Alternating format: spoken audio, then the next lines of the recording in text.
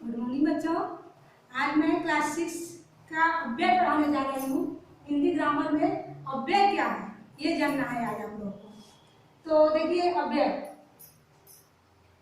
जिन शब्दों में काल, वचन, लिंग या कारक के कारण किसी प्रकार का परिवर्तन नहीं होता है तो उन्हें हम अव्यय या अविकारी शब्द कहते हैं।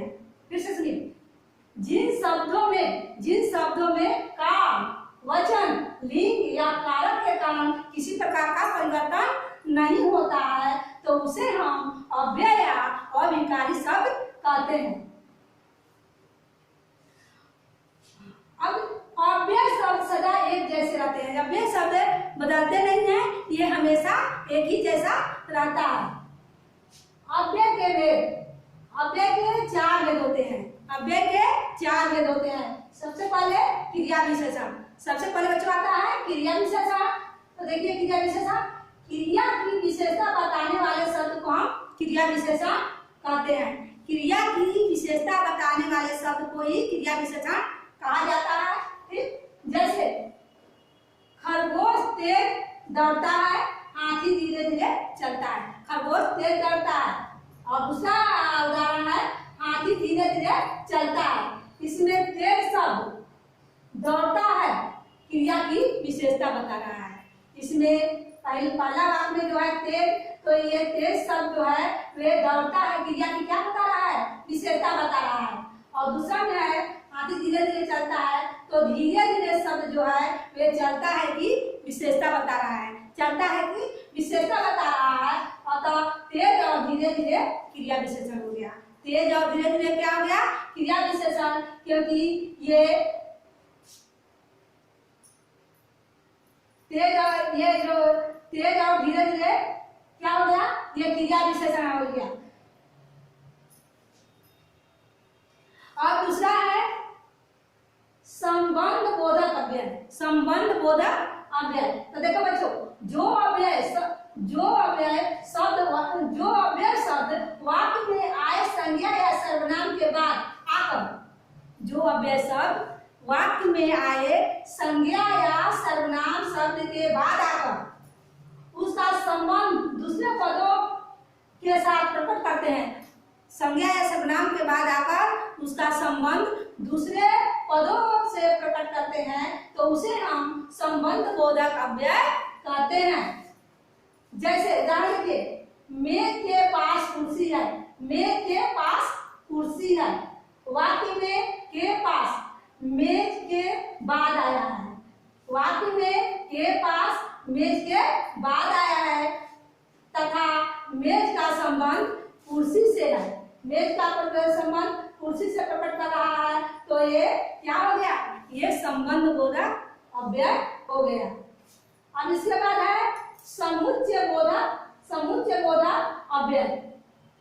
इसमें देखिए क्या है, जो अव्यय दो शब्दों, वाक्यांशों अथवा वाक्यों को जोड़ने का काम करते हैं उन्हें हम समुच्चय बोधक अव्यय कहते हैं। जो अव्यय दो शब्दों, वाक्यों, वाक्यांशों को जोड़ने का काम करता है उसे हम समुच्चय बोधक अव्यय कहते हैं। जैसे रवि और रितेश घर जा रहे हैं।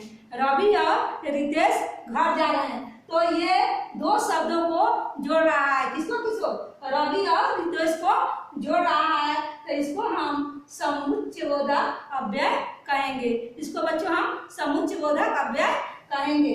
इसके बाद है विस्मयादि बोधक अव्यय। तो देखिए, जो अव्यय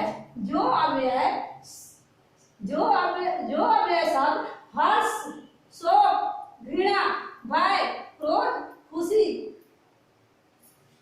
आदि मन के भावों को प्रकट करते हैं तो उन्हें हम विस्मयादि बोधक अव्यय कहते हैं।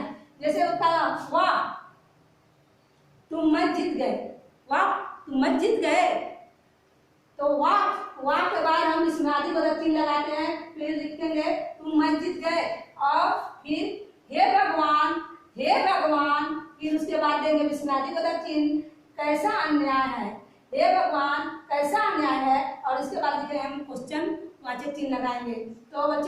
ये फिर से एक बार हम बता रहे हैं, अच्छा से फिर से समझ लीजिए। अव्यय क्या है? तो जिन शब्दों में काल, वचन, लिंग या कारक के कारण किसी प्रकार का परिवर्तन नहीं होता उन्हें अव्यय या अविकारी शब्द कहते हैं। अव्यय शब्द सदा एक जैसा रहते हैं। अव्यय शब्द कभी बदलता नहीं है, इसलिए एक जैसा रहता है।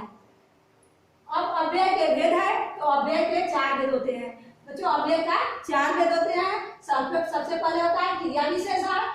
क्रिया की विशेषता बताने वाले शब्द को क्रिया विशेषण कहते हैं। ठीक, जैसे खरगोश, खरगोश तेज दौड़ता है, हाथी धीरे धीरे चलता है। इसमें तेज शब्द दौड़ता है कि क्रिया की विशेषता बता रहा है। इसमें तेज जो शब्द है वे दौड़ता है, क्रिया की विशेषता बताता है। धीरे धीरे शब्द चलता है कि विशेषता बता रहा है, अतः तेज और धीरे धीरे क्रिया विशेषण हो गया। इसके बाद है संबंध बोधक अव्यय। संबंध बोधक अव्यय के बारे में समझिए अच्छे से। ठीक, देखो जो अव्यय शब्द वाक्य में आए, जो अव्यय से जैसे अव्यय जो शब्द है वो वाक्य में आकर संज्ञा या सर्वनाम के बाद आकर उसका संबंध दूसरे पदों से प्रकट करता है। तो जैसे संज्ञा और सर्वनाम के बाद आकर उसका संबंध दूसरे पदों से प्रकट करते हैं, तो उन्हें हम संबंध बोधक अव्यय कहते हैं। जैसे मेज के पास कुर्सी है। मेज के पास क्या है? कुर्सी है। वाक्य में के पास मेज के बाद आया है। वाक्य में के पास क्या है? अव्यय है। के पास क्या है? तो के पास जो है अव्यय है, मेज के बाद आया है तथा मेज का संबंध किससे है? कुर्सी से है। तो ये कौन अव्यय हो गया? संबंध बोधक अव्यय हो गया। इसके बाद है समुच्चय बोधक अव्यय। समुच्चय बोधक अव्यय जो अव्यय दो शब्दों, वाक्यांशों अथवा वाक्यों को जोड़ने का काम करता है उसे हम समुच्चय बोधक अव्यय कहते हैं।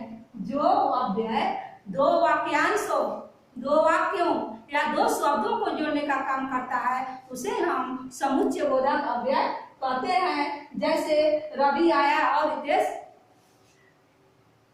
गया, या रवि और रितेश बच जा रहे हैं, तो इसमें और जो है वे क्या कर रहा है? संबंध को, ये समुच्चय बोधक अव्यय है। और क्या है? समुच्चय बोधक अव्यय है, क्योंकि ये दोनों के संबंधों को क्या कर रहा है? दर्शा रहा है।